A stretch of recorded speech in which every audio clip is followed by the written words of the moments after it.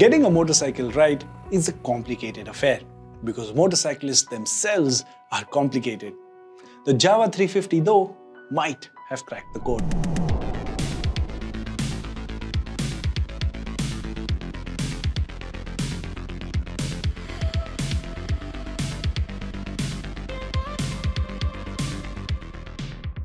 On the face of it, the Jawa 350 looks familiar, but it is a tad more handsome. And this is down to some very clever engineering. The Jawa 350 has grown in almost every way. The wheelbase is longer, there is more ground clearance, it is taller, longer, and the stance now seems more in line with the original Jawa when you look at it from a distance. In a sense, the Jawa 350 stands out more than before and to my eyes leaves a more distinctive impression.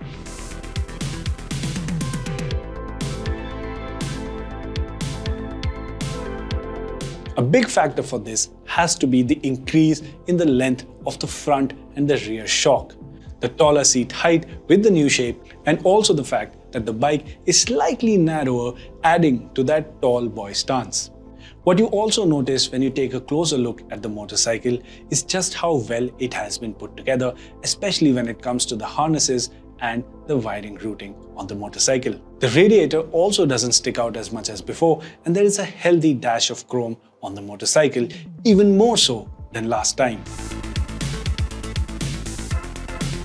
Lastly, both the front and the rear tire has become slightly wider, wrapping up the whole package into one that is a similar silhouette but with markedly better presence. A point to note, however, is that the Jawa has also become heavier in the process, to the tune of 9 kg to be precise.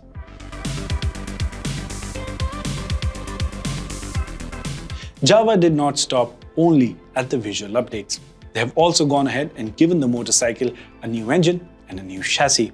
And yes, essentially, that means that the Jawa 350 is an all-new motorcycle. Powering it now is a 334cc single-cylinder liquid-cooled engine, which is bigger than the outgoing 294cc unit. However, it makes less power than before. Yes, you heard that right. And to me, this is the defining change of the new Jawa 350.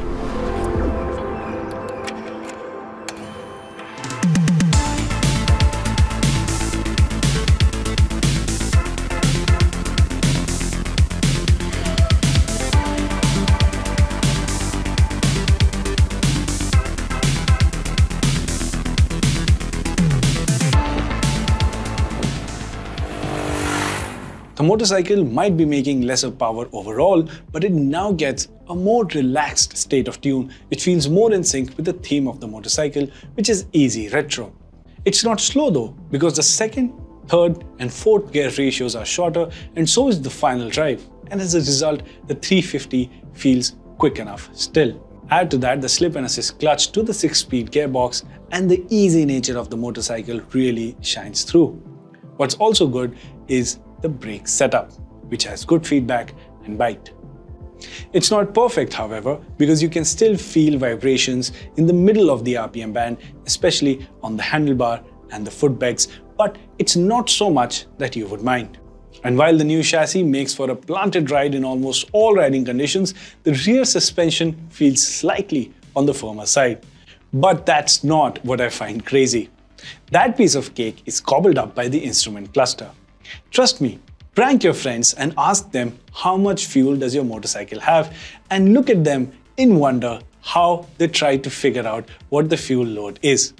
It is downright confusing. What's also strange is that the handlebar lock and the ignition port are not the same, but inches apart. Now that's extra effort that I'm not willing to put. Lastly, yes, the motorcycle has more chrome than before, and yes, that looks good, but it's not something that I would comment on, especially how the durability of the last Jawa's chrome finish has resulted. It is still some months away for us to make a proper comment and decide if this chrome finishing is better or not.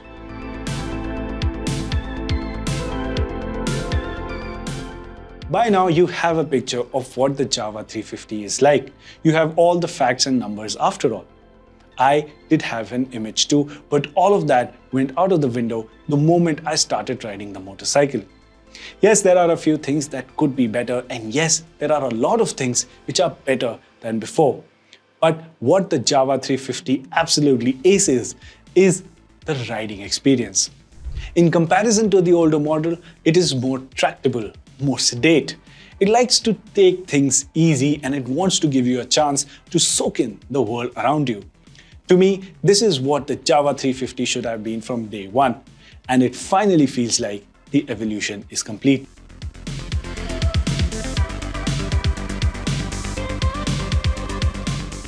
It is better put together, looks better, and feels better too. And once you're off the motorcycle, it manages to pull the strings of your heart for one more ride. Today, in this world where everything and everyone seems to be in a rush, the Jawa 350 likes to take things easy.